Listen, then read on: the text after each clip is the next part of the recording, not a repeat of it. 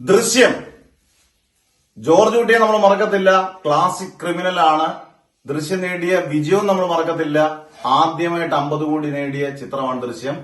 ഇപ്പം പറഞ്ഞു വരുന്നത് ദൃശ്യം 3 പത്രമാധ്യമങ്ങൾ ഉൾപ്പെടെ, മലയാള മനോരമ ഉൾപ്പെടെ എല്ലാ പത്രങ്ങളിലും എല്ലാ മാധ്യമങ്ങളിലും നിറഞ്ഞു നിൽക്കുന്നത് ദൃശ്യം 3 പ്രീ ബിസിനസ് 350 കോടി കിട്ടിയെന്ന് രജപുത്ര രഞ്ജിത്ത് പറഞ്ഞെന്നാണ്.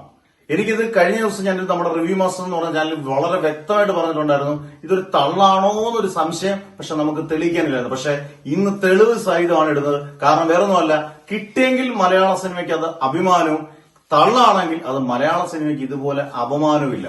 രഞ്ജിത്ത് രജപുത്ര മനോരമ ഹോർത്തൂസിന്റെ വേദിയിൽ വെച്ചാണ് ഇത് പറയുന്നത്. പറയാനുള്ള കാരണം അദ്ദേഹം വ്യക്തമായിട്ടുണ്ട്.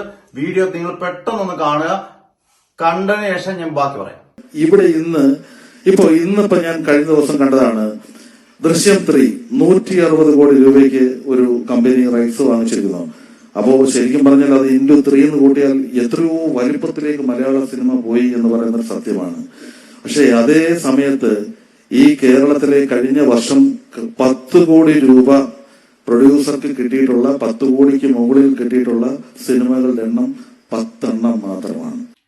ഈ വീഡിയോ കണ്ടിട്ടുള്ളവർക്കറിയാം, ഒരിക്കലും രഞ്ജിത്ത് രജപുത്ര അദ്ദേഹം നല്ലൊരു മനുഷ്യനാണ്, അദ്ദേഹം കള്ളം പറയത്തില്ല. 55 കോടി രൂപ തുടരും എന്ന സിനിമയ്ക്ക് ഷെയർ കിട്ടിയെന്നാണ് പറഞ്ഞത്. തുടരും ഷെയർ കിട്ടിയപ്പം അതിന്റെ 3 ഇരട്ടിയാണ് ഗ്രോസ്. അങ്ങനെയാണെങ്കിൽ ദൃശ്യം 3ക്ക് പ്രീ സെയിലിൽ 160 കോടിയോളം കിട്ടിയെങ്കിൽ ഇൻഡു 3 എന്ന് പറയുന്നതല്ലാതെ അദ്ദേഹം 350 എന്ന് പറഞ്ഞൊരു ഫിഗർ പറയുന്നതായിട്ട് കേട്ടില്ല. ഈ വീഡിയോക്കകത്ത് കണ്ടതേയില്ല. അങ്ങനെ 350 കോടി എന്ന് പറയുന്നത് എങ്ങനെയാണ് ആ കണക്ക് വന്നത്? എന്തായാലും ഒരു ഗംഭീര തള്ളലായി പോയി. മലയാള സിനിമ കണ്ട, അല്ലെങ്കിൽ ഇന്ത്യൻ സിനിമ കണ്ട ഏറ്റവും വലിയ തള്ളലായിട്ടാണ് തോന്നിയത്. ഇത് പ്രൂവ് ചെയ്യുന്ന ഒരു വീഡിയോ ആരെങ്കിലും ഇടുവാണെങ്കിൽ, ഇങ്ങനെ രഞ്ജിത്ത് രജപുത്ര പറയുന്ന വീഡിയോ ഇടുവാണെങ്കിൽ, അദ്ദേഹം പറഞ്ഞെന്ന് പറഞ്ഞിട്ടാണ് ഇതിപ്പോ പ്രചരിപ്പിക്കുന്നത്, ഇടുവാണെങ്കിൽ അത് മലയാള പ്രേക്ഷകരോട് ചെയ്യുന്നത് നന്നായിരിക്കും. മലയാള സിനിമയ്ക്ക് അത് അഭിമാനമായിരിക്കും. അല്ലെങ്കിൽ ഈ പറഞ്ഞ പോലെ അപമാനം തന്നെയാണ്. പല സിനിമകളിലേക്കും ഇത് ഉറപ്പായിട്ടും വിരൽ ചൂണ്ടിക്കാനുള്ള കള്ളത്തരങ്ങൾ പറഞ്ഞ ഒരുപാട് സിനിമകൾ ഇനി പതുക്കെ പൊങ്ങി വരാനുള്ള ചാൻസ് വളരെ കൂടുതലാണ്.